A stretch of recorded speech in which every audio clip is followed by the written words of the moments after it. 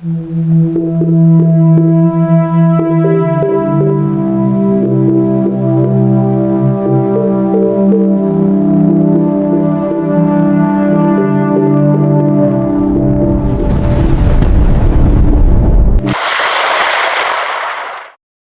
ang pinakahuling update sa mga bagyo na minomonitor natin sa labas ng Philippine Area of Responsibility.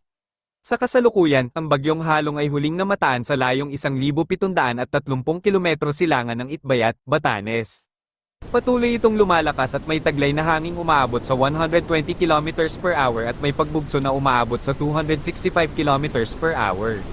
Kumikilos ito pahilagang silangan sa bilis na 20 kilometers per hour.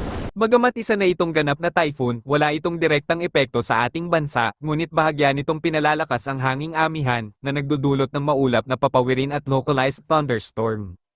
At malamig na temperatura lalo na pagsapit ng hapon at gabi. Samantala, ang low pressure area na minomonitor natin sa silangang bahagi ng Mindanao ay ganap ng bagyo sa labas ng Philippine Area of Responsibility. Ito ay may kategorya na Tropical Depression, na may lakas ng hanging umaabot sa 55 kilometers per hour at pagbugso na umaabot sa 70 kilometers per hour. Kumikilos ito sa bilis na 35 kilometers per hour, at mapapansin ninyo na nasa hilagang Luzon na ito dahil sa bilis ng pagkilos nito. Huling namataan ng LPA na naging ganap ng bagyo sa layong 1,705 kilometro. Makikita natin ang paghila nito ng hanging habagat na nagmumula sa timog kanluran ng ating bansa.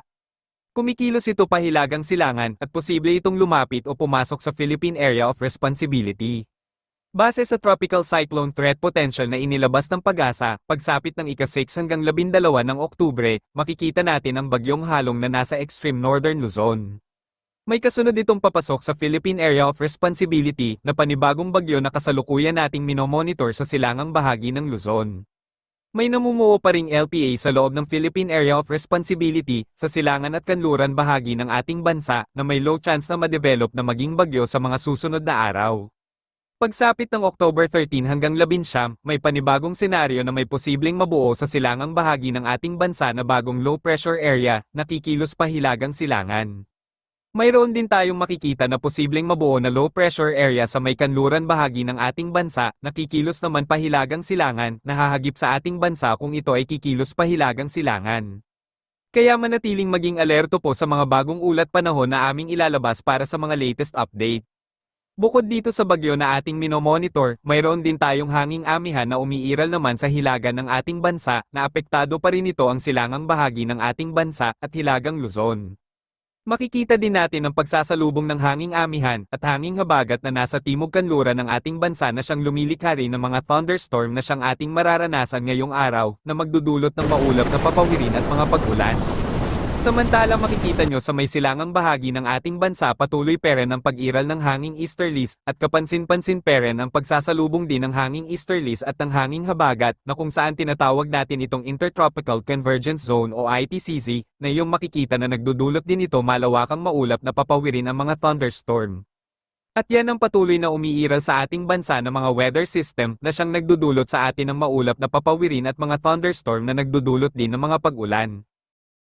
Narito ang lagay ng panahon sa iba't ibang rehiyon ng ating bansa. Hilagang Luzon. Dahil sa patuloy na umiiral na hanging amihan, asahan ng maulap na papawirin at mataas na tsansa ng pag-ulan, lalo na sa Camarines Norte at Quezon Province.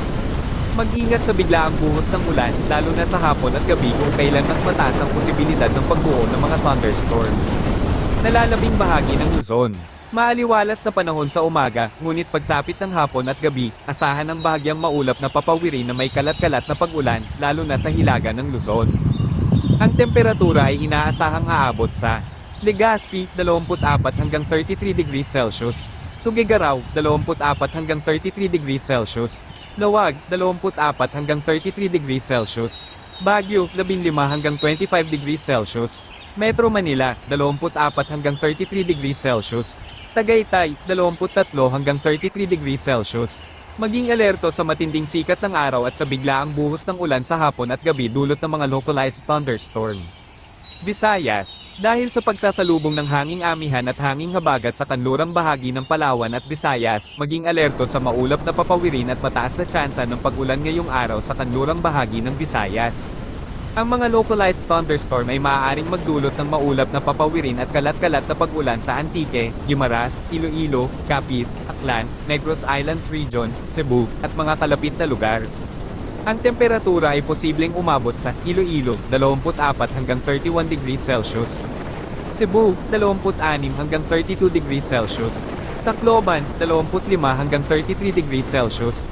Mindanao, asahan ng maulap na papawirin at mataas na tsansa ng pag-ulan sa Zamboanga Peninsula, Autonomous Region in Muslim Mindanao, Soc-Sargent, at Northern Mindanao dahil sa hanging habagat na hinihila ng bagyo sa silangang bahagi ng bansa.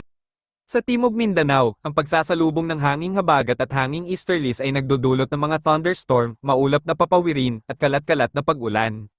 Apektado rin ang Tawi-Tawi, Sulu, at Basilan. Palawan, asahan ng maulap na papawirin at mga kalat-kalat na pag-ulan dulot ng pagsasalubong ng hanging habagat at hanging amihan sa kanlurang bahagi ng Palawan. Manatiling alerto sa mga biglaang buhos ng pag-ulan. Karagatan, walang nakataas na gale warning sa kahit anong baybayin ng ating bansa, ngunit mag-ingat pa rin sa mga matatapatan ng mga localized thunderstorm. Inaasahan ng bahagyang pagtaas ng alon sa ating karagatan dahil sa mga thunderstorm na magiging moderate ang pag-alon.